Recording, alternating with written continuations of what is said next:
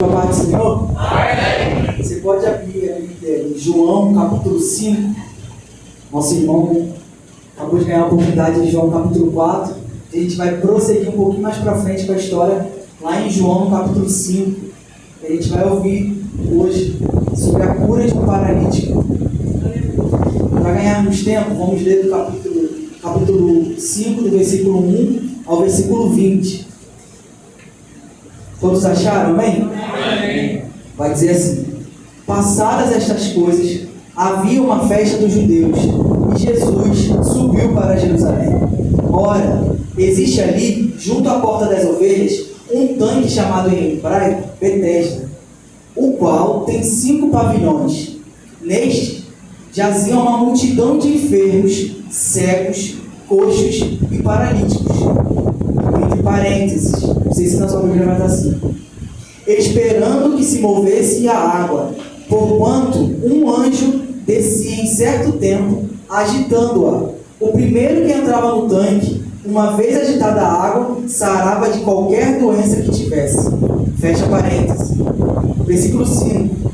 Estava ali um homem enfermo, havia 38 anos. Quantos anos? 38. Jesus, vendo-o deitado e sabendo que estava assim há muito tempo, perguntou-lhe: queres ser curado? Respondeu-lhe o enfermo: Senhor, não tenho ninguém que me ponha no tanque quando a água é agitada, pois enquanto eu vou, desce outro antes de mim. Então lhe disse Jesus: levanta-te e toma o teu leito e anda. E imediatamente o homem se viu curado, e tomando o leito, pôs-se a andar. E aquele dia era sábado. Por isso disseram os judeus ao que fora curado: hoje é sábado, e não te é lícito carregar o leito. Ao que ele lhes respondeu: o mesmo que me curou me disse: toma o teu leito e anda. Perguntaram-lhes eles: quem é o homem que te disse: toma o teu leito e anda? Mas o que fora curado não sabia quem era, porque Jesus se havia retirado, por haver muita gente naquele lugar. Mais tarde, Jesus o encontrou no templo e lhe disse: olha que já estás curado. Não peques mais, para que não te suceda coisa pior. O homem retirou-se e disse aos judeus que fora Jesus quem o havia curado. E os judeus perseguiram Jesus, porque fazia essas coisas no sábado. Mas ele lhes disse: meu pai trabalha até agora, e eu trabalho também. Por isso, pois os judeus ainda mais procuravam matá-lo, porque não somente violava o sábado, mas também dizia que Deus era o seu próprio pai, fazendo-se igual a Deus. Versículo 19. Então lhes falou Jesus: em verdade vos digo, que o filho nada pode fazer de si mesmo, senão somente aquilo que vir fazer o pai. Porque tudo o que este fizer, o filho também semelhante o faz. Porque o pai ama o filho e lhe mostra tudo o que faz, e maiores obras do que estas lhes mostrará, para que vos maravilhareis. Podem se sentar. Amém, irmãos? Essa é a palavra de Deus. Eu queria me apresentar, eu sou o Gabriel, eu sou missionário já tem muito tempo. Para mim é um prazer estar aqui com a igreja, conhecendo o pastor Samuel, que tem me dado a honra de falar um pouco para vocês sobre missões. Eu tenho 30 anos e sou da Assembleia de Deus em Pilares, a ADEP. E hoje eu estou tendo o privilégio de falar um pouco com vocês sobre missões.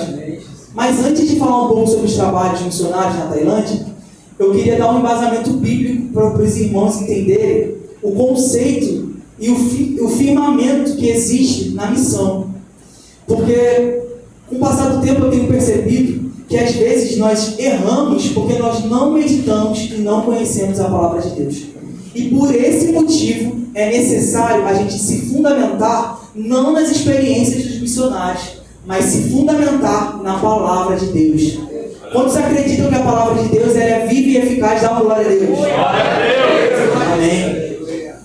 Essa passagem ela é muito conhecida. E eu queria falar um pouco com os irmãos alguns pontos muito importantes para a gente poder entender qual o contexto que a gente está inserido. Para começar, a gente leu, a gente viu que Jesus estava subindo para Jerusalém. E ali ele encontrou, junto à porta das ovelhas, um tanque em hebraico chamado Betesda, que significa casa de misericórdia. Irmãos, essa casa de misericórdia acolhia muitos doentes, enfermos, cegos, coxos e paralíticos. Assim como diz no versículo que nós acabamos de ler. E por que existia tanto doente, tanto enfermo, tanto coxo e tanto paralítico junto naquele lugar? Eles eram considerados impuros, indignos, e eles não poderiam oferecer sacrifício no templo. Por esse motivo, eles eram rejeitados pela sociedade. Eu queria que vocês imaginassem um lugar, esse enfermo, ele já estava há quantos anos que nós lemos? 38 anos enfermo, um paralítico. Vocês precisam agora imaginar, vamos imaginar esse cenário. Imagine um lugar cheio de enfermos, doentes, coxos, paralíticos, todos juntos, à margem da sociedade, desprezados pela sociedade, não podiam oferecer sacrifício no templo, não podiam estar em comunhão com os irmãos. Imagine como esses enfermos se sentiam tão rejeitados. E o mais interessante, que se nós formos ler em Levíticos, do capítulo 11 ao capítulo 15, nós vamos entender que existe uma diferença entre a impureza e o pecado. Eles eram impuros, mas eles não estavam em pecado.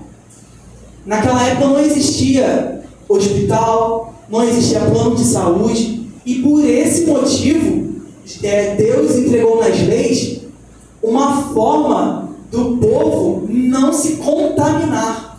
Por esse motivo, eles eram impuros.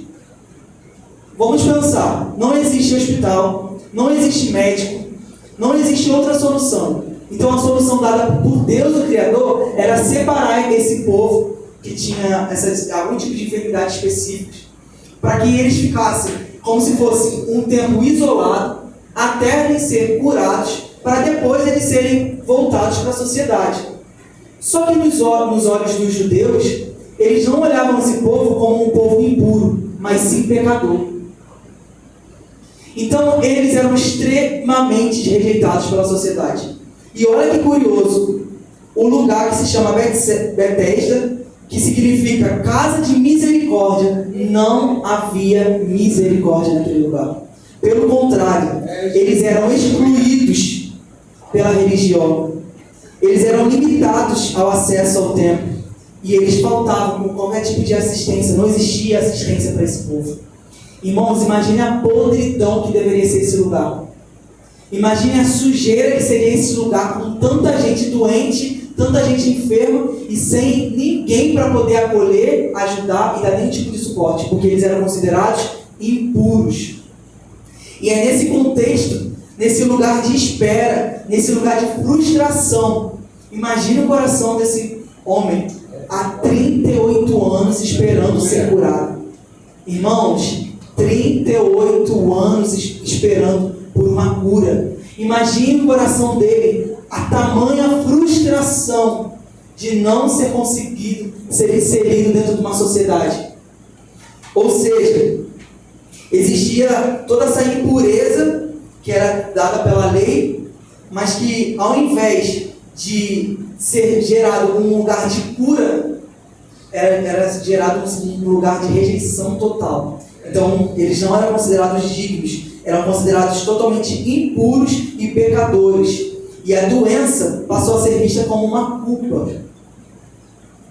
O que Deus fez como uma forma de proteção, porque, como eu falei, não existia hospital naquela época. Então, toda essa questão era uma questão de saúde pública. Era uma saúde para eles poderem serem reinseridos na sociedade após serem curados. Então, esse lugar, que era para ser um lugar de proteção, esse lugar virou um lugar de opressão, porque ali estavam todos que eram rejeitados. E esse tanque, existia uma falsa esperança. Quando a gente lê no versículo 4, eu não sei como está aí na sua Bíblia, eu quero te convidar até a olhar para a sua Bíblia.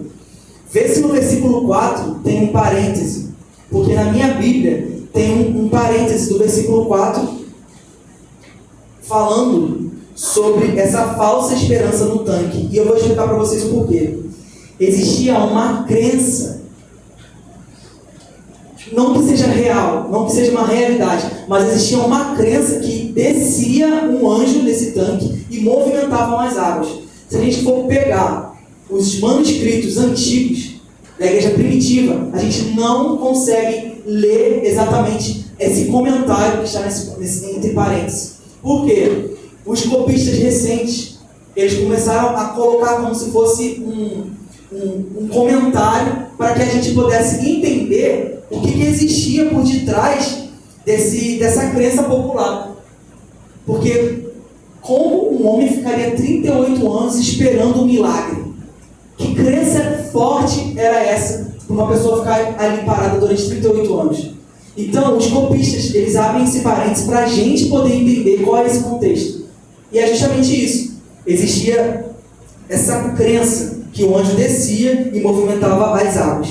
E aqui eu queria perguntar para vocês, por que eles não se organizavam em uma fila indiana para que supostamente todas as vezes que esse anjo movimentasse as águas, fosse um por um ser curado, gente?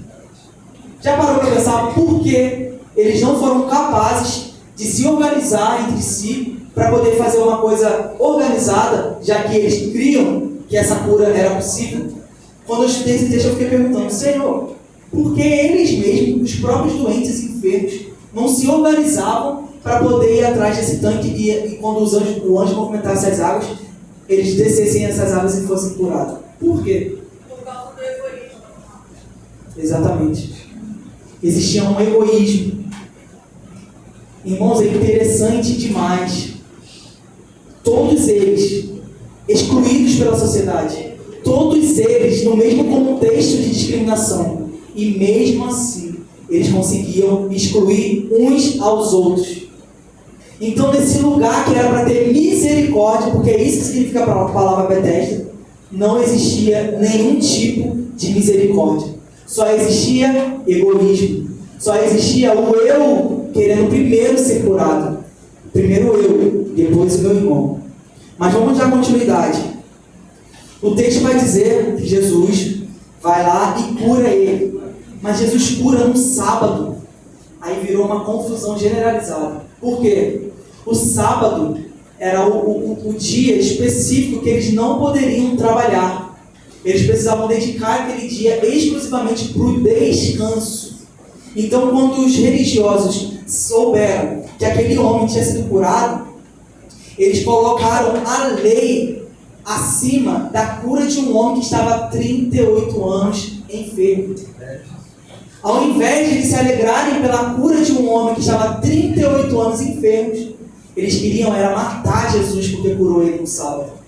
E às vezes nós colocamos as nossas leis, os nossos achismos, as nossas tradições religiosas acima do ser humano, quando na verdade Deus está olhando para o coração do pecador. E aqui fica um exemplo para nós como cristãos e corpo de Cristo. Nós não precisamos olhar se é sábado, se é domingo mais, mas nós precisamos ter um coração inteiramente igual ao de Jesus. Um coração que olha para o enfermo e ora por ele por uma cura. Olha para uma pessoa que está há tantos anos orando por uma cura, uma libertação de um parente familiar, e não ser egoísta de achar que primeiro eu, mas eu vou sim orar para o meu irmão que está precisando de uma cura, orar por uma família que está precisando de libertação, porque nós somos parte do mesmo corpo, o corpo de Cristo Jesus. Amém, irmãos? Amém. Dando continuidade aqui, a gente vai ver que Jesus, ele entra nesse contexto, em Betesda, um lugar que deveria ter misericórdia e não ter misericórdia.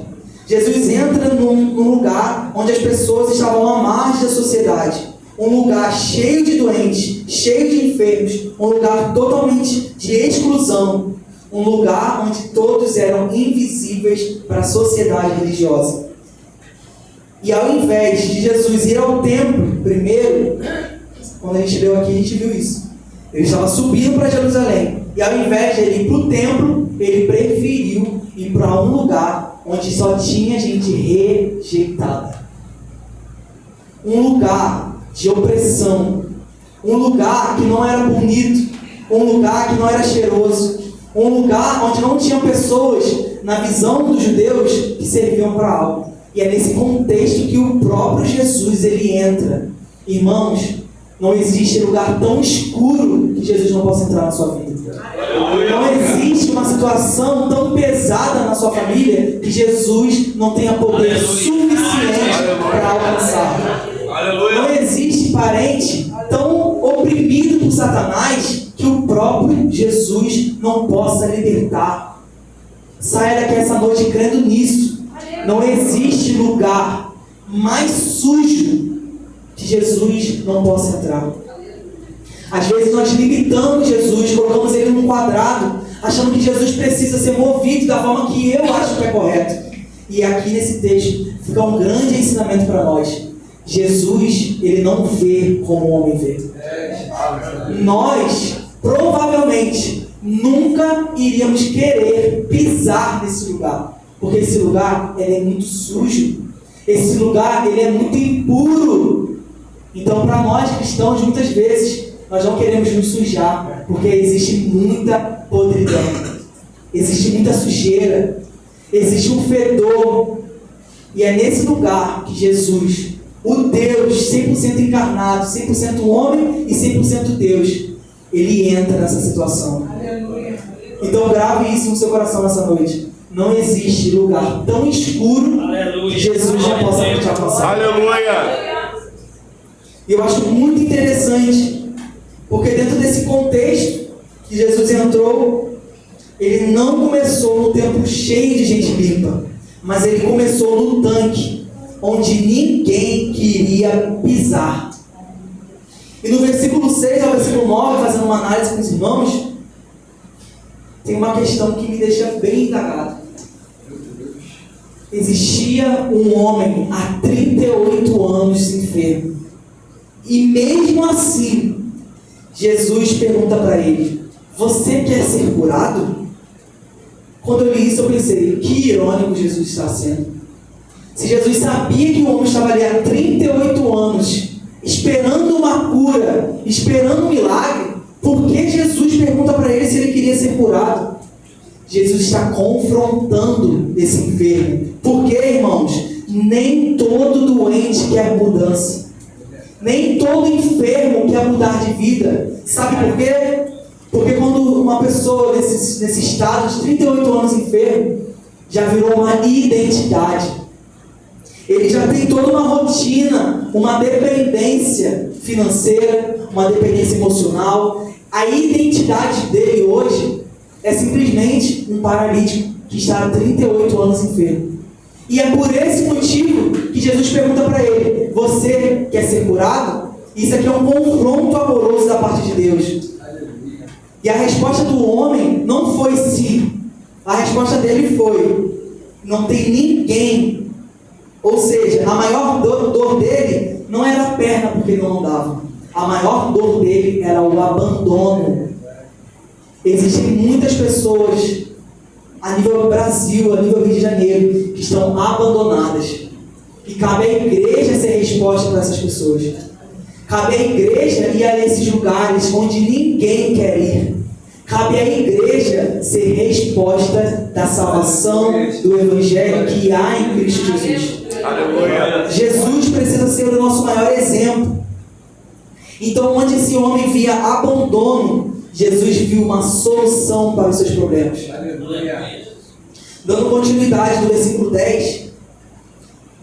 Qual foi o problema da cura do sábado? O problema não foi a cura. O problema foi que Jesus mandou o homem pegar a maca dele e andar. E isso era considerado carregar objetos. E carregar objetos no sábado era considerado um trabalho.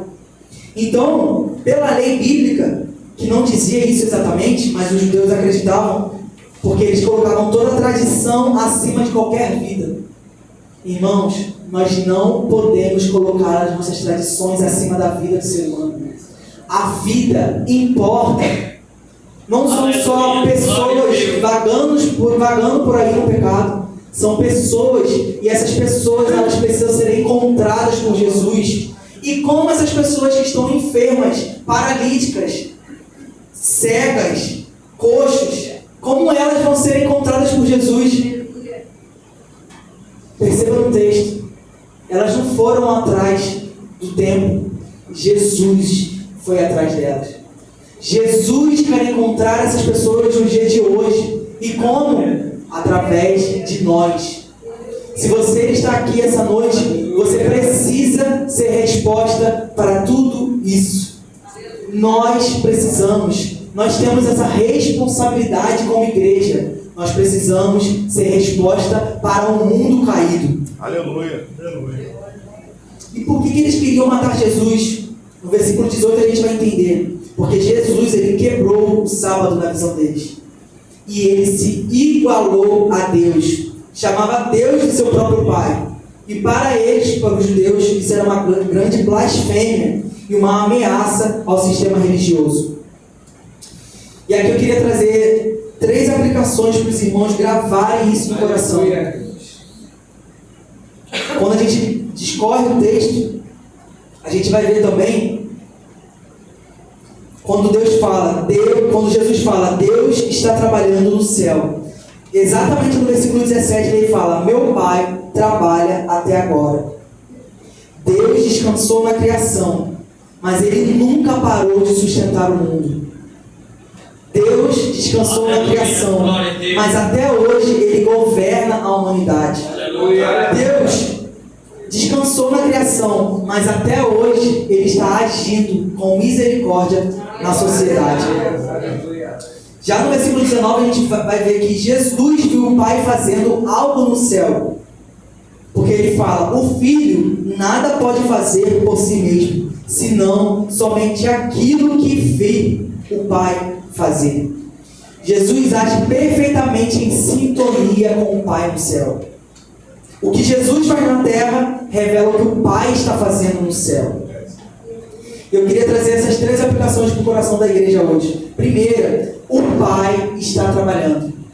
Vamos repetir isso? O Pai está trabalhando. Mais uma vez, o Pai está trabalhando. Irmãos, Deus não parou de agir no mundo. Aleluia. O mesmo Deus do Antigo Testamento que agia, o mesmo Deus que agia no Novo Testamento, ele age nos dias de hoje.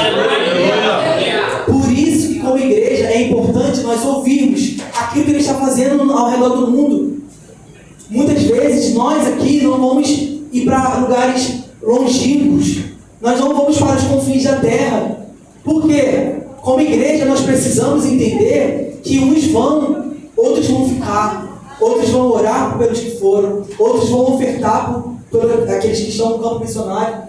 Mas como igreja nós precisamos entender essa responsabilidade.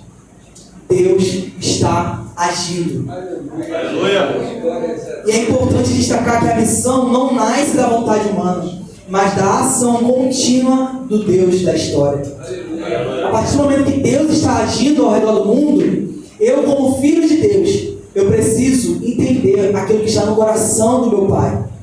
Eu preciso perguntar para Deus, o que o Senhor está fazendo ao redor do mundo? Como eu, sendo seu filho, eu posso ser resposta para esse mundo caído? Como eu posso ser resposta na pregação do Evangelho a toda criatura? Irmãos, isso só será possível se nós observarmos aquilo que o Pai está fazendo no céu. Se eu te fizer uma pergunta hoje, fizer uma pergunta para você, o que você tem visto Deus fazendo? Qual seria a sua resposta? O que Deus tem te comunicado todos os dias da sua vida? A nossa vida não pode se resumir em vir ao culto todos os dias. A nossa vida não pode ser resumida em bater ponto dentro da igreja. A nossa vida precisa ser resumida numa inteira comunhão. Aleluia! Aleluia! Por isso o Espírito Santo foi derramado sobre a igreja para capacitar a igreja para a pregação do Evangelho. Eu sou da Assembleia de Deus desde que eu me conheço por gente, desde que eu nasci na Assembleia. Para que nós precisamos de tanto de poder de Deus, igreja? É uma bênção o poder de Deus. mas existe uma finalidade em tanto o poder de Deus. E qual é essa finalidade? A pregação do Evangelho. Em Atos 2, a igreja estava reunida. Então, de repente, veio um vento impetuoso e encheu toda a casa. E ali foram repartidas línguas como de fogo. E para que isso aconteceu, igreja? Para que teve essa descida do Espírito Santo? Porque a igreja foi tomada pelo Espírito? Porque era uma promessa de Jesus. Mas vai muito mais além disso.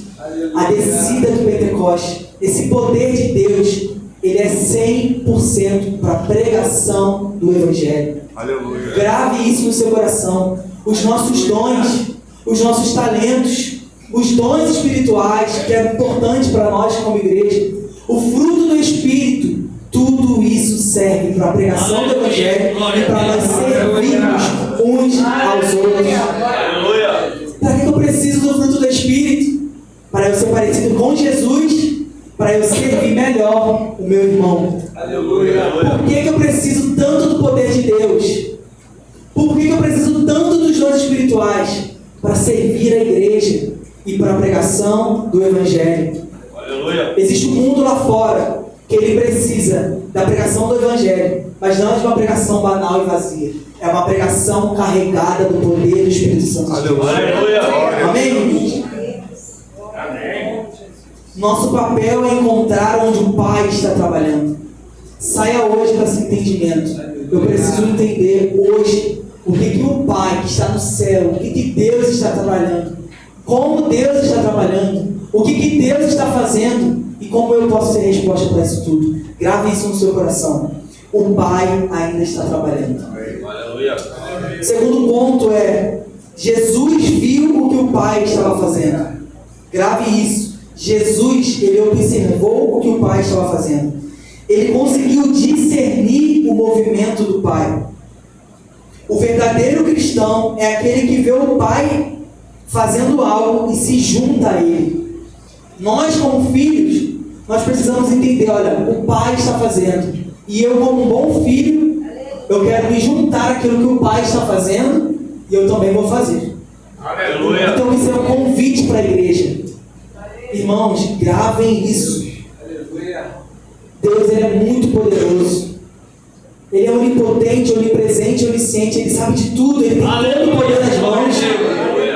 Um Deus criador de todas as coisas. Um Deus criador do céu, da terra e do mar. Esse mesmo Deus que se importa conosco, ele não depende de nós para nada. Gravem isso. Deus não depende de nós para nada. E mesmo assim, ele nos chama à responsabilidade de fazer aquilo que ele quer. Os irmãos entendem que esse convite é um privilégio nosso. Existe um privilégio de participar daquilo que Deus está fazendo, igreja. E nós precisamos responder: Senhor, eu quero ser resposta. Aleluia. Esse é um convite genuíno da parte de Deus. E muita gente tem falado: Senhor, eu não quero ser resposta. Deus, o Senhor está fazendo ao redor do mundo, mas eu não quero. Eu não quero nem me envolver com a missão, porque eu não quero nem saber daquilo que o Senhor está fazendo. Irmãos, o privilégio é nosso de participar. E Ele nos convida como igreja. Você quer participar daquilo que Deus está fazendo ao redor do mundo? Diga amém. Terceiro ponto e último: o Espírito nos conduz à participação. O Espírito Santo, ele nos direciona, ele nos dá discernimento para perceber a obra de Deus. Irmãos, se não for pelo Espírito Santo, não vai. Nós precisamos do Espírito Santo, porque o Espírito Santo é essa capacitação. O Espírito Santo em nós, ele gera no nosso coração essa fome e essa sede pela justiça de Deus na terra.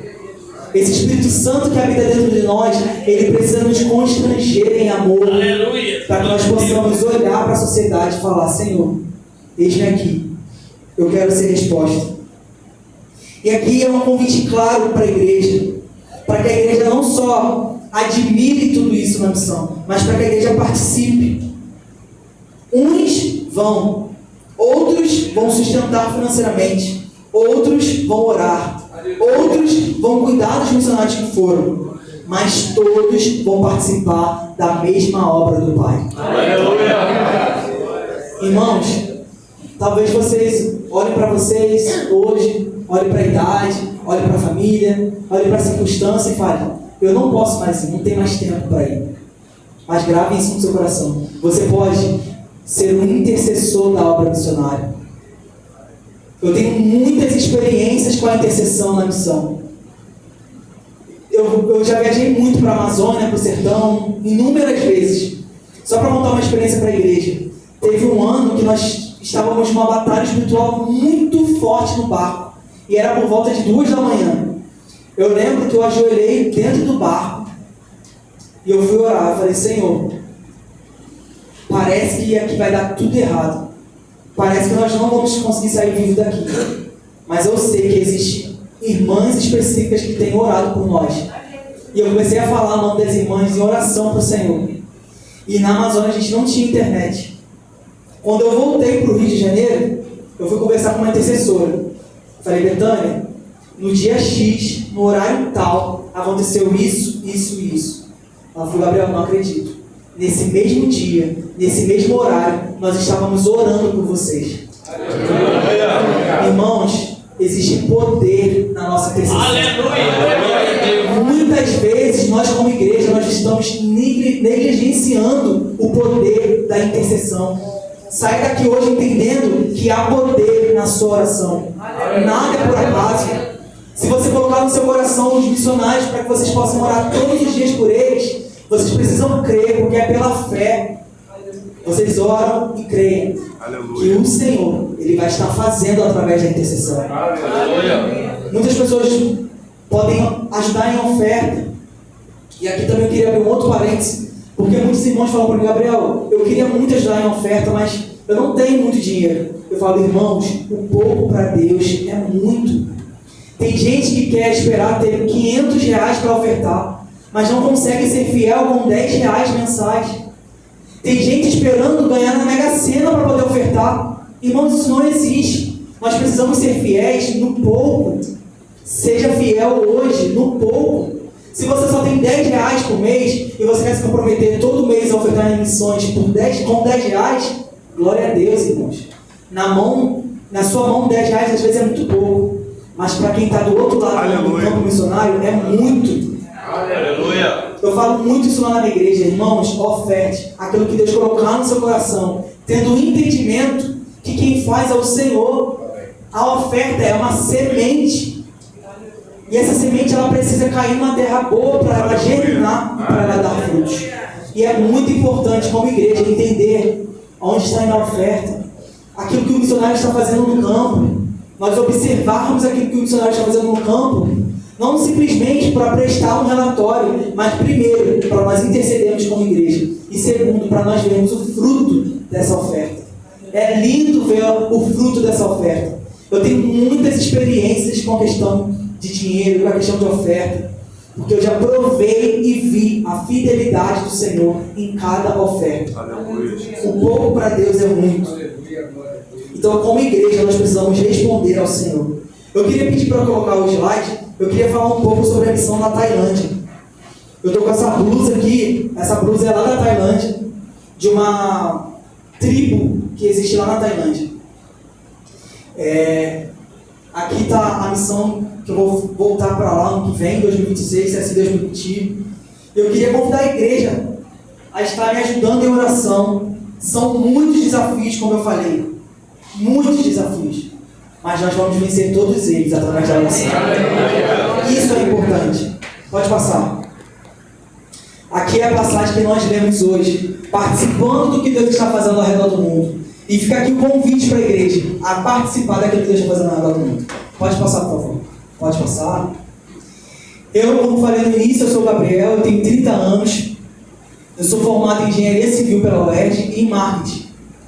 E só para contextualizar os irmãos, eu vim de uma comunidade chamada Jacarezinho. E eu sempre fui nascido e criado na comunidade. Meus pais sempre foram cristãos, eu vim de berço evangélico, a minha família é toda pastoral.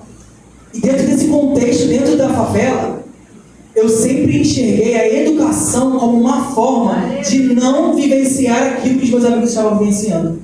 Então eu vi amigos se perdendo no tráfico, eu vi amigos se desviando da igreja, e eu enxergava a educação como uma única forma de não virar estatística. Então eu sempre estudei muito. Eu tenho 2 cursos técnicos, eu fiz curso de eletrônica, eu fiz curso de edificações, depois eu fui correr atrás da faculdade pública, porque minha mãe não tinha condições financeiras de me ajudar, e a minha única solução era o quê? Estudar. Então eu sempre estudei muito. E eu fui nascido e criado na igreja, Assembleia de Deus também, do Jacarezinho, e minha igreja sempre teve culto de missões. Desde criança, eu sempre fui muito envolvido com missões. Desde criança, a tia do Ministério Infantil sempre educou a gente biblicamente sobre missões. A gente participava de teatro, a gente participava de musicais. Todo esse contexto de missões. Quando a gente é criança, a gente faz, só que a gente não entende que tudo isso é espiritual. E hoje eu vejo meu sono quando eu lembro, olhando para trás, que hoje eu vivo frutos de uma oração na infância. Hoje eu vivo coisas que na infância eu cantava, profetizava. Às vezes a gente negligencia muito o ministério infantil, mas o ministério infantil tem muito potencial. Quando a igreja trabalha intencionalmente com as crianças, existem frutos que serão dados no futuro. E eu estou aqui hoje como resposta do ministério infantil. Aleluia! Então, irmãos, eu vi muito esse contexto de criminalidade. Eu falei, a educação vai ser a fuga para isso. Eu não quero virar estatística. Botei isso no meu coração e sempre orava a Deus. Estudei muito. E a minha igreja, por isso que no início da pregação eu falei que é importante a gente ter conhecimento bíblico. Nós precisamos estudar a palavra de Deus. Não importa o que eu acho. O que importa é as escrituras. O que Deus está falando. O que Deus está me comunicando. O que Deus deixou para a sua igreja. Isso que importa. A gente precisa voltar para as escrituras sagradas. As escrituras sagradas, ela não mente. Aleluia! Glória a Deus! E é nesse panorama que minha igreja vivia missões. Aí vocês pensam comigo. Minha igreja sempre falava pra gente: missionário precisa passar fome, missionário precisa padecer, missionário precisa andar rasgado, porque era algo que foi ensinado para eles. E hoje, com maturidade espiritual, eu olho para trás e eu falo: Senhor, que o Senhor possa ter misericórdia de tudo aquilo que foi feito, porque eu entendo que a falta do conhecimento gera isso nos corações. Eu não culpo meus antigos pastores, mas eu oro para que Deus possa ter misericórdia deles, porque era isso que eu sempre ouvia falar. Então todo primeiro domingo tinha culto de missões, e era sempre o mesmo assunto. Então quando eu cresci nisso, eu falava: olha, eu nunca vou querer ser missionário, porque eu quero estudar muito, trabalhar muito, ter muita condição financeira para poder ajudar minha família. Então missões não é para mim, missões são para pessoas específicas. Mas foi dentro desse contexto que eu entrei para a faculdade da UERJ em 2016. Eu não sei quem conhece a UERJ, mas a UERJ é uma faculdade pública.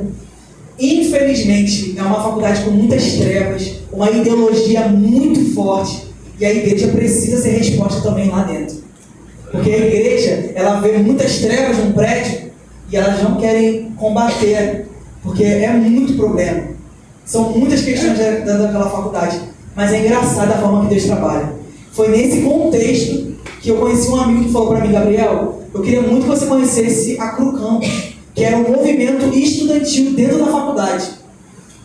E eu falei: interessante, eu vou conhecer. Eu fui para algumas reuniões, até que eu comecei a fazer uns cursos com eles. E a ideia, a visão desse movimento é evangelizar dentro da faculdade, porque eles entendem que a faculdade é um campo missionário. E foi dentro desse panorama que eu comecei a adentrar na missão. Eu comecei a fazer alguns cursos e na Bíblia, porque eles eram muito bíblicos. E dentro da Bíblia eu comecei a entender que missões não eram para pessoas específicas. A partir do momento que nós aceitamos Jesus, nós viramos pessoas que precisam evangelizar, precisam proclamar as boas novas. Porque nós somos discípulos. E discípulos repetem tudo aquilo que o Mestre faz. E Cristo nos ordenou a grande comissão. Então não é algo que eu posso... Não pode ser optativo. Eu preciso enxergar como uma responsabilidade. E para mim foi um choque, porque eu falei: meu Deus, se missões é para todo mundo, não tem como eu fugir disso. E foi dentro disso que eu comecei a participar de algumas missões, dentro das faculdades, fiz algumas viagens, e Deus começou a me despertar para isso. Mas eu ainda achava: olha, eu vou ser essa pessoa que faz essas viagens de curto prazo, mas eu vou ser um engenheiro bem sucedido, vou trabalhar muito, vou dar orgulho para minha família, vou conseguir mudar o quadro da minha família, e é isso, vou para frente. Eu pensava muito assim. 2020, uma missionária falou sobre a missão na Amazônia. Fez um culto lá na minha casa de envio. E eu ouvi muita missionária falar sobre os relatos da Amazônia. E aquilo para mim foi um impacto muito grande. Quando acabou o culto, eu falei, irmã, eu quero ir para a Amazônia também. Ela falou, Gabriel, ano que vem vai abrir as inscrições e você pode ir. Conclusão da história. Eu fui para a Amazônia pela primeira vez. Só tinha eu de jovem e uns 8 idosos. Conclusão, eu trabalhei muito naquele ano, porque só tinha eu de jovem. E naquele ano eu ouvi um irmão falar uma palavra que marcou meu coração da importância da missão. E o que mais me deu um estado de alerta foi ver um indígena chorando porque não tinha ninguém para poder ensinar a palavra de Deus para ele. Para mim foi um choque muito grande, porque eu falei, Deus, na minha igreja existem tantas pessoas querendo brigar por cargo, brigar por microfone, brigar por fazer dentro da igreja. E aqui existem pessoas morrendo sem conhecer o Evangelho. Existem pessoas querendo ouvir a palavra de Deus, irmãos. Meu coração foi quebrado naquele dia. Dali eu comecei a enxergar que Deus estava me convidando a fazer parte disso. Em 2021 eu conheci a Associação Missionária Cristã ID, que se chama ID Missões. É uma associação missionária que eu faço parte até hoje. O ID Missões, em 2021, em janeiro, fez uma viagem para o sertão. E nessa viagem para o sertão, ali Jesus virou uma chave no meu coração. Irmãos, o sertão nordestino é um lugar muito precioso para a pregação do Evangelho. Eu vi pessoas nos convidando a entrar dentro das casas para poder pregar a palavra de Deus. Tomava café, comia bolo, conversando de uma maneira muito relacional com as pessoas que nunca tinham escutado falar do Evangelho. Fui para comunidades carentes que eram extremamente idólatras. E ainda assim, elas abriam as casas para poder ouvir sobre Jesus. E foi dentro desse contexto que o próprio Jesus me encontrou. E ali virou uma chave no meu coração. Nesse mesmo ano, eu fui para a Amazônia em julho. E dali eu fui só mergulhando cada vez mais na missão. E em 2021 eu fui convidado a ir para a Jordânia, que fica no Oriente Médio. Na Jordânia eu trabalhei com os beduínos no deserto. Conclusão, por causa do tempo não tem como contar em detalhes. Mas ali na Jordânia, nós fomos convidados por um missionário local a fazer uma plantação de uma escola com base cristã para algumas crianças, incluindo o filho do sheik. O sheik, que era muçulmano, ele estava deixando o filho ter atividade física, escolinha de futebol com o missionário. O missionário trazia princípios bíblicos ao ponto dessa criança começar a ter mudança de vida dentro de casa e o pai querer saber por que o professor, que era missionário, o que ele estava fazendo para o filho dele, para o filho dele mudar tanto dentro de casa. Irmãos, isso é a graça de Deus. Isso é a pregação do Evangelho. A pregação do Evangelho precisa mudar a nossa vida. Se nós estamos na igreja há 20 anos e nós não temos mudança de visão, mudança de vida, não existe erro no Evangelho, existe erro em nós, que somos duros de coração. E foi dentro desse panorama que a gente foi para a Jordânia. Na Jordânia nós fomos perseguidos pela polícia secreta.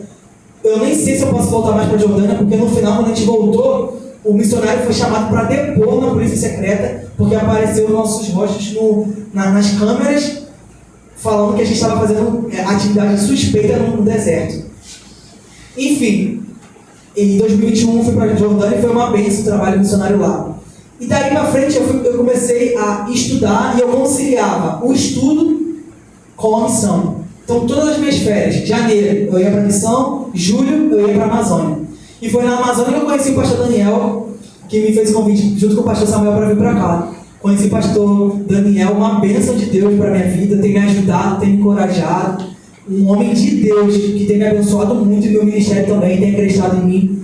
Tem cada dia mais me motivado a estar no centro da vontade de Deus. Lá na Amazônia eu conheci o pastor Daniel.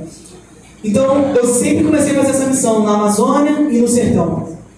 E eu sempre sentia Deus me convidando a viver integralmente na missão. Eu falava, Senhor, por favor, eu quero muito trabalhar, dar orgulho para minha família, entrar numa multinacional, estudar muito, trabalhar muito, dar o melhor para minha família. Ir nas áreas vagas fazer missões. Só que em 2024, lá na consagração da minha igreja, Deus usou uma irmã para falar comigo sobre um país específico que Deus estava me direcionando. E quando eu fui conversar com o meu líder de missões, ele falou para mim: Gabriel, você precisa se capacitar para essa missão, porque é um país diferente do Brasil, e se você for para lá hoje com o seu conhecimento, você não vai fazer um trabalho efetivo, você precisa se capacitar. Então 2024 foi um ano de muitas renúncias. Eu estava numa ascensão de trabalho. Eu recebi uma proposta de trabalhar numa empresa de engenharia civil para ganhar muito bem. Eu sou formado em marketing, eu também tenho uma agência de marketing digital, que eu faço vários tipos de trabalho com mídias sociais. Estava também numa ascensão e eu precisei renunciar a tudo isso por amor do Evangelho. Eu não me arrependo, porque hoje eu encontro plena satisfação. Glória a Deus. Irmãos, existem pessoas que vão precisar glorificar a Deus no seu trabalho. Vão ter pessoas que vão precisar ir para o campo missionário. Não existe essa dualidade de achar que tudo que é espiritual é de Deus e tudo que é secular é do diabo. Nós precisamos glorificar a Deus na faculdade. Nós precisamos glorificar a Deus no nosso trabalho. Nós precisamos glorificar a Deus no nosso ordinário. Essa é a visão bíblica. Só que eu achava que eu seria mais feliz trabalhando. Mas aí em 2024 eu fiz essas renúncias ao Senhor e eu fui me capacitar. Esse ano, durante todo esse ano, 2025, eu fui para o interior do Paraná estudar teologia e missiologia numa organização chamada MAIS, que é Missão em Apoio à Igreja Sofredora. Dentro dessa escola, eles trabalham muito com a igreja perseguida ao redor do mundo. Só para os irmãos entenderem, por causa do tempo, não vai dar para eu falar muito, mas existe uma igreja sofredora que está morrendo por amor do Evangelho. Portas Abertas é uma organização que separa os 50 países que mais sofrem perseguição do Evangelho. E é dentro desse contexto que eu vivi o ano todo, estudando teologia, missiologia e tendo contato com refugiados que vieram desse contexto de perseguição, quase morrendo com a sua família por conta do Evangelho, fugindo para o Brasil e se refugiando dentro dessa organização. Então eu vivi esse ano de uma forma maravilhosa, aprendi muito da palavra de Deus e fui me capacitando. Pode passar, por favor. Pode passar. E esse ano, a gente tinha as matérias teóricas e também em julho para agosto, a gente tinha um prático missionário. E esse prático missionário meu foi na Tailândia. A Tailândia fica no sudeste asiático. A Tailândia, ela também está na janela 1040, que é a janela dentro do mapa geográfico que mais tem povos não alcançados e também muita perseguição religiosa. E foi uma bênção ir para a Tailândia. Aqui nessa foto, a gente estava num presídio. Ali somos nós, eu estou ali no canto, e ali a gente está bem em frente ao presídio, lá na Tailândia. Pode passar, por favor. Aqui são pessoas dentro de uma tribo, Karim, que são as mulheres de pescoço de girafa. Essas mulheres, elas fugiram da guerra do Mianmar, que é um país vizinho da Tailândia. E eles conseguem encontrar refúgios e refrigério dentro da Tailândia. Só que esse povo precisa ser alcançado pelo Evangelho. Pode passar, por favor. Esse aí sou eu fazendo trabalho com as crianças dentro da escola tailandesa. Só para os irmãos entenderem o contexto geral, a Tailândia, 95% da população é budista. Irmãos, eu adoraria falar sobre a cosmovisão budista, mas eu não vou conseguir. Mas nas minhas redes sociais tem todas as informações, informativo. Quem quiser mais, depois do culto eu posso dar contato, passar informativo mensal, para os irmãos poderem entender e me ajudar em oração principalmente. Aleluia. Mas a Tailândia, 95% da população ela é budista. A cosmovisão budista é uma visão totalmente deturpada e totalmente diferente da nossa visão como cristão e a nível Brasil. Brasil está numa cosmovisão aqui. Os budistas tailandeses estão numa outra ponta. É uma cegueira espiritual muito forte. Eu tive algumas experiências espirituais de passar mal nos templos por conta da opressão maligna. Por isso que eu falo para os irmãos da importância da intercessão.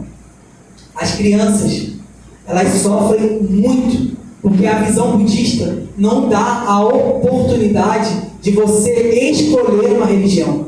Você já nasce sendo budista. Então, quando você tem a sua família, você nasceu, você já nasce 100% sendo budista. Não tem como separar a sua religião da sua cidadania. Então, todo tailandês é budista e segue fielmente a tradição. Então, eles acreditam em espíritos que perturbam. Eles entregam oferenda todos os dias nos templos. Irmãos, é uma cegueira espiritual muito grande. E as crianças, elas também sofrem muito isso. Aí, nós fizemos um trabalho com as crianças, entregando uma pulseira. Vocês olham para as crianças mostrando a pulseira, falando sobre o plano da salvação. E existe uma dificuldade também do idioma, porque a gente precisa falar inglês para ter um irmão tailandês para fazer a tradução do inglês para o tailandês para as crianças. Então existe uma barreira linguística também muito grande. E outra coisa, a Tailândia é uma monarquia, então existe o rei e uma rainha. Por esse motivo, não vaza muitas informações. E acaba que existe mais sofrimento no país, porque se não existe uma informação sendo vazada, eles fazem o que eles querem. Então existe muita exploração e abuso sexual infantil na Tailândia. E a gente conseguiu ver muitas coisas assim, que é de cortar o coração com as crianças. Algo muito pesado. Por isso que eu falei que a gente precisa ser resposta de oração. Pode passar, por favor. Aí somos nós fazendo evangelismo de rua. Irmãos, por 2 vezes nós fomos impedidos pela polícia de pregar. Tá aí.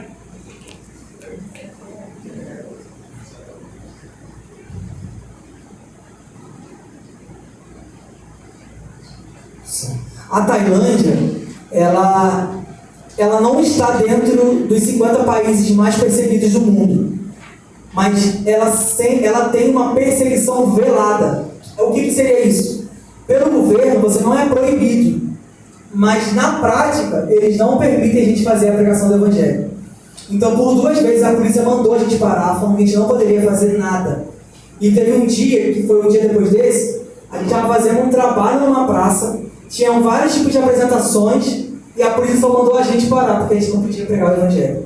Então é mais um motivo também de oração pela perseguição velada. Pode passar, por favor. Aí essa moça pediu para a gente poder orar por ela, depois que a gente pregou o evangelho, e atrás da gente já estava a polícia ali, que não permitiu a gente continuar o nosso culto. Pode passar, por favor. Irmãos, isso daí são crianças órfãos. Elas vieram fugidas do Mianmar, que é um país vizinho da Tailândia. O Mianmar é um país que sofre uma guerra civil há muitos anos. Então a maioria dessas crianças perderam seus pais, e lá existe apenas uma cristã que cuida de todas essas crianças. E nesse dia aí foi muito triste, porque nós vimos as crianças vivendo com o mínimo do mínimo. E quando nós perguntamos para a irmã o que a gente poderia fazer para ajudar, ela falou o valor total que a gente poderia ajudar ela para fazer uma construção de uma casa para essas crianças morarem. Convertendo para reais, sabe quanto que era, irmãos? 4 mil reais só. 4 mil reais poderia mudar completamente a vida dessas crianças. Elas moram, eu não sei se a igreja vai conseguir ver, mas é um lugar que só tem os pilares, o pilar da casa, as colunas, e tudo é vazado. Então se chove, chuva de vento, molha tudo. Se venta, venta para todos os lados. E tinham 4 beliches e mais de 20 crianças dormindo amontoadas uma em cima da outra dentro dessa beliche. Quando eu vi isso, eu falei, meu Deus, que o Senhor possa ter misericórdia dessas crianças e misericórdia dessa irmã, porque ela é uma guerreira, porque ela sozinha, ela está pregando o evangelho para essas crianças. Pode passar, por favor. Nesse dia, eu estava nesse templo e eu passei muito mal. Eu só parei de passar mal depois que eu saí desse templo. E eu entendi pelo Espírito que era espiritual. Existia uma potestade maligna nesse lugar, querendo impedir que a gente pregasse o evangelho. Pode passar. Isso aí a gente fazendo também trabalho com as crianças budistas. Olha, linda, elas recebendo a oração da gente. Pode passar. E só para acabar, irmãos, qual é o meu desafio? Eu voltei da Tailândia, fiquei 20 dias lá. O que mais quebrou meu coração foi ver um pastor, que ele é de Curitiba e a esposa dele é de Manaus. Eles passaram por esse processo que eu passei, de ir para a escola, virar obreiro nessa escola missionária, e depois eles foram enviados para uma igreja da Assembleia de Deus lá de Curitiba, foram enviados para a Tailândia. Eles estão há 3 anos lá, e foi a primeira vez que eles receberam brasileiros missionários lá. Eles tiveram um filho, e esse filho nasceu no meio de uma inundação. A esposa teve que ir para o parto no hospital de barco, porque a Tailândia tem essa inundação anualmente. E eu vi esse pastor chorando para a gente, falando: eu preciso que vocês me ajudem em oração para que Deus envie mais obreiros para cá. Existe muito trabalho, muita frente de trabalho, mas eu preciso que Deus me ajude enviando mais missionários, que Deus envie mais obreiros. Irmãos, verdadeiramente a palavra de Jesus cumprida. A seara é grande, mas são poucos os trabalhadores.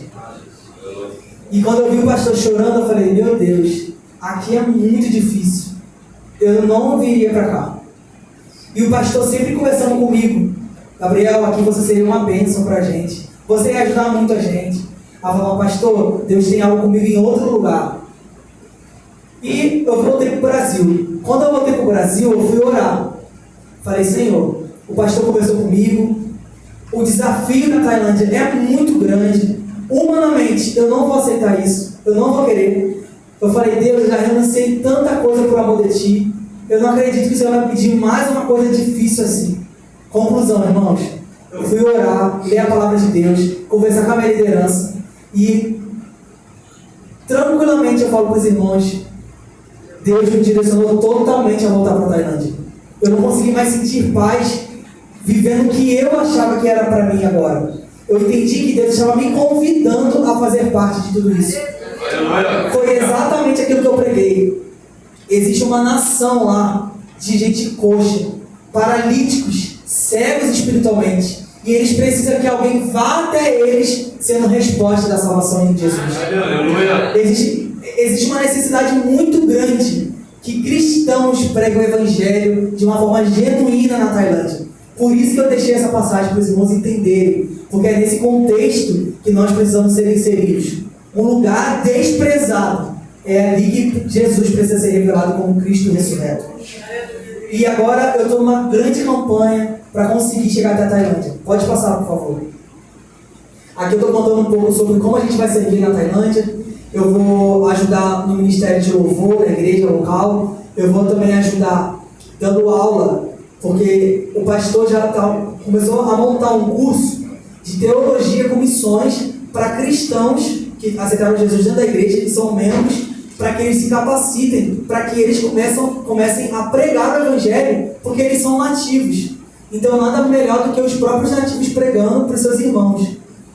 E, gente, irmãos, para o tailandês se converter demora muito tempo, porque eles acreditam no karma e acreditam também no nirvana, e é uma doideira para a gente que acredita em Jesus, porque o nirvana é como se fosse o ápice da sua vida, e só Buda conseguiu encontrar esse lugar do nirvana.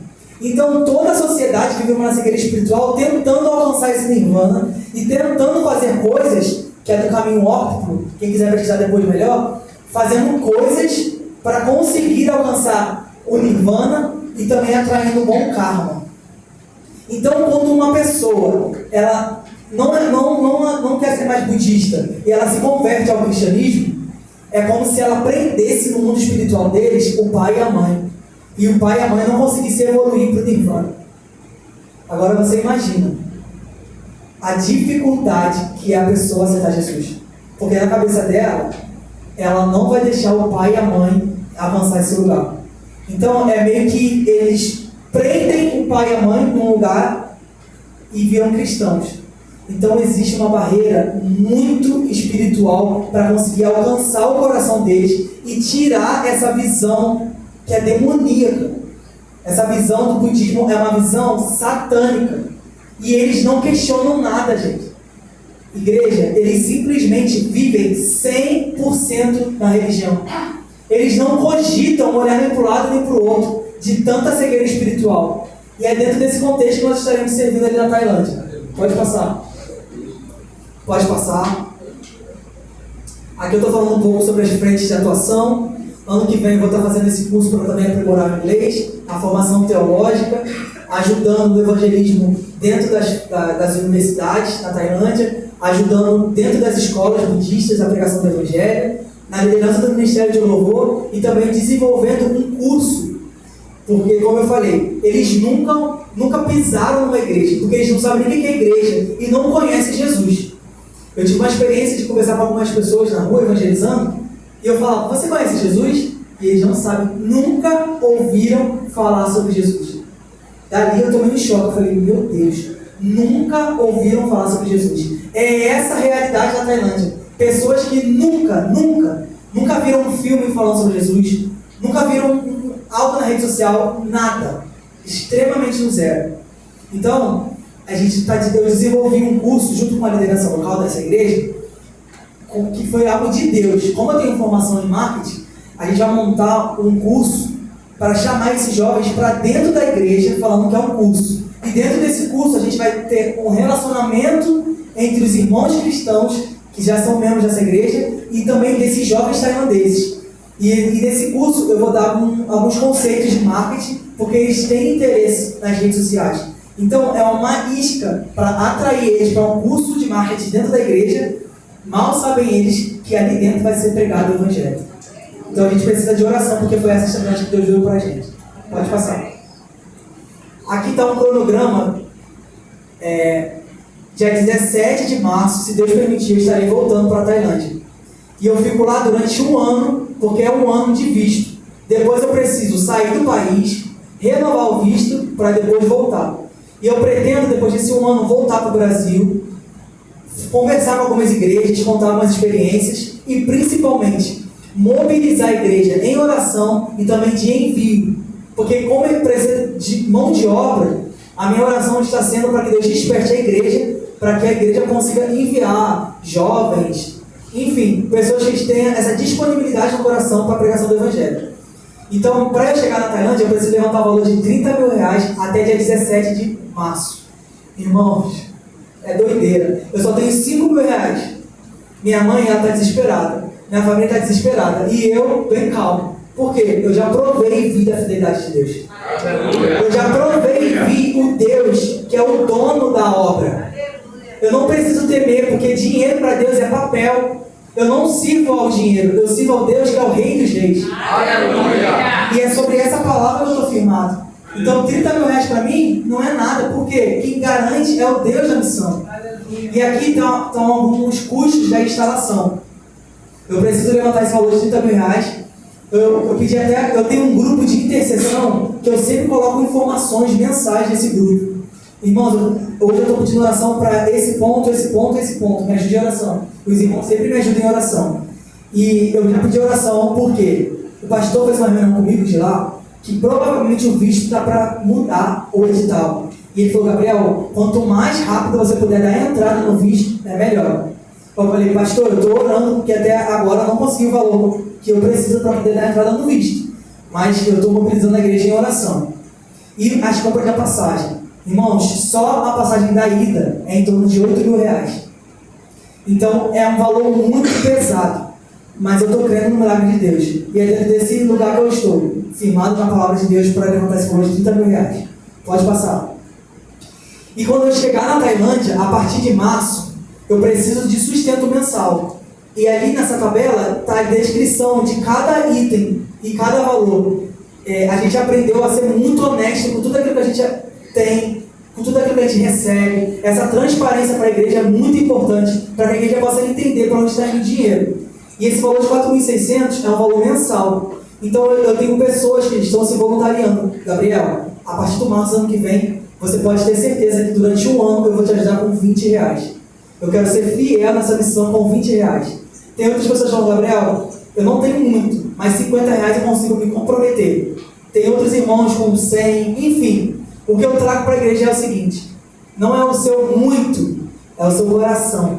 Se o seu coração está, Deus, eu quero fazer parte daquilo que o Senhor está fazendo na Tailândia. Se o Gabriel está indo para a Tailândia, eu também estou indo com ele. Como? Orando pelo trabalho, orando pela vida dele e também ofertando. Então eu quero te convidar também a fazer parte disso. Se você se sentir no seu coração, pode me procurar depois. Pode passar? Pode passar? Isso aí é uma tabela que eu estou fazendo para conseguir levantar o recurso e divulgando nas redes sociais. Pode passar também? Aqui, irmãos, eu explico um pouco o que é ser parceiro da missão e o que é ser mantenedor. O mantenedor é aquela pessoa que todo mês ele oferta um valor X. Então, esses mantenedores são essas pessoas que eu posso ter essa certeza que durante um ano eles vão conseguir me ajudar com esse valor. Por isso eles são mantenedores, eles mantêm essa obra. Já os parceiros, eles dão ofertas esporádicas. Olha, hoje eu recebi esse mês, Deus me abençoou muito, eu quero ofertar com valor X. Daqui a 5 meses, eu consigo um valor melhor, eu quero te ofertar. E esse QR Code, se você colocar a câmera do seu banco, você consegue já ofertar um valor. Pode passar? Pode passar. Aí aqui eu estou acabando. Para conseguir também gerar essa renda, Deus me deu essa estratégia de criar um e-book. Se você apontar a câmera agora para o seu QR Code, você vai entrar no link. Nesse link tem um e-book, que ele é digital. E dentro desse e-book eu explico missões para quem? Eu acabo desmistificando uma visão errada do que é ser missionário, de como ajudar na missão. E eu coloquei no valor de R$14,90 porque eu creio que também estará abençoando as pessoas. Então, através desse QR Code, você consegue apontar agora e cair diretamente para o link do Hotmart, e lá você consegue baixar o e-book PDF e também abençoar essa obra. Irmãos, eu queria agradecer de coração por cada irmão e convidar os irmãos a fazerem parte daquilo que Deus está fazendo na redor do dia. Como eu falei muito aqui, Deus, Ele está agindo. Grave isso no seu coração. Ele está fazendo. Em Mateus, no capítulo 24, quando Jesus vai falar sobre o final dos tempos, ele fala que a pregação do Evangelho ocorreria em todos os lugares. E a palavra que Jesus fala ali, se você for ler no original, significa todas as tribos, povo, línguas e nações.